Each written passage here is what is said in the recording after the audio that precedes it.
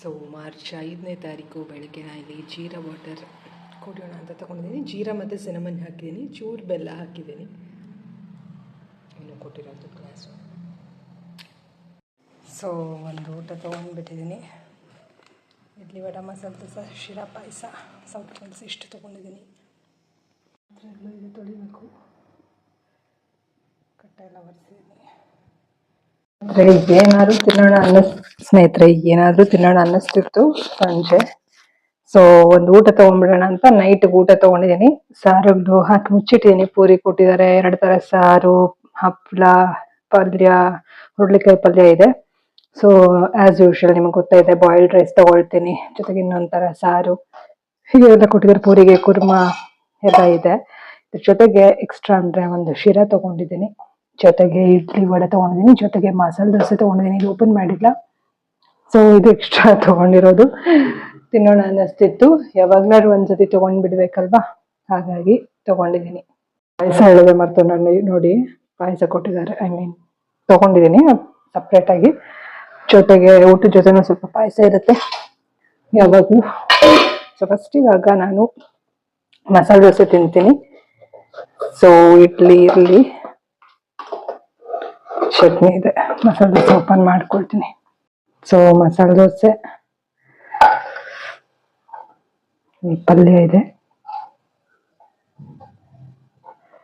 ಸ್ವಲ್ಪ ಪಲ್ಯನ ಸೈಡಲ್ಲಿ ಇಡೋಣ.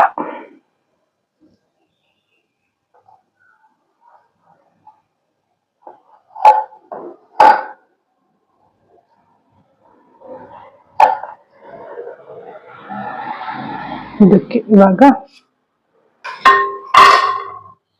ಚಟ್ನಿನ ಇಷ್ಟಿದೆಯಲ್ವಾ ನೋಡಿ, ಚಟ್ನಿ ಕಮ್ಮಿ ಕೊಟ್ಟಿದ್ದಾರೆ. ಇಡ್ಲಿ ವಡೆ ದೋಸೆ ಎಲ್ಲದಕ್ಕೂ ಇಷ್ಟೇ ಚಟ್ನಿ ಇದೆ.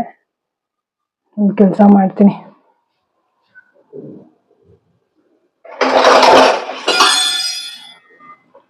ಸ್ವಲ್ಪ ಚಟ್ನಿ ಎತ್ತಿಟ್ಬಿಡ್ತೀನಿ, ಆಮೇಲೆ ತಿನ್ನಕ್ಕಾಗುತ್ತೆ. ಇಷ್ಟಿರಲಿ, ಫ್ರಿಜ್ ಇಡ್ತೀನಿ, ಮುಚ್ಚಿಡ್ಬೇಕು.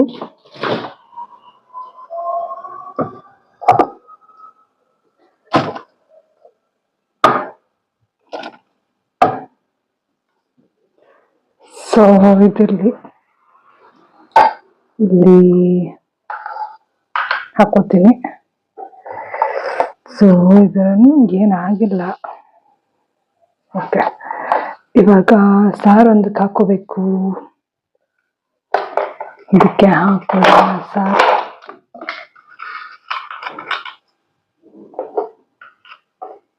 ಇದಕ್ಕೆ ಸಾಂಬಾರು ಹಾಕೊಳ್ಳೋಣ.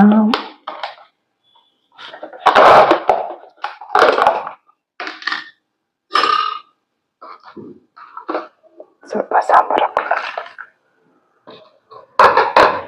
ಆಮೇಲೆ ಬೇಕಾದ್ರೆ ಇನ್ನೊಂದು ಸ್ವಲ್ಪ ಹಾಕೋಣ, ಮುಚ್ಚಿಡೋಣ.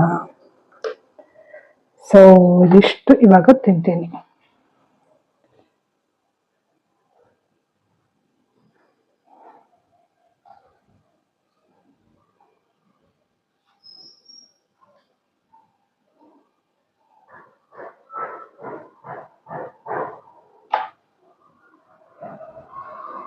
ನಾನಿಲ್ಲಿ ಅರ್ಧ ಉದ್ದಿನೋಡೆನೋ ಹಾಕೊಂಡೆ, ಅರ್ಧ ಇಡ್ಲಿನೂ ಹಾಕೊಂಡ್ಬಿಟ್ಟೆ, ಸ್ವಲ್ಪ ತಿನ್ನೋಣ ಅಂತ.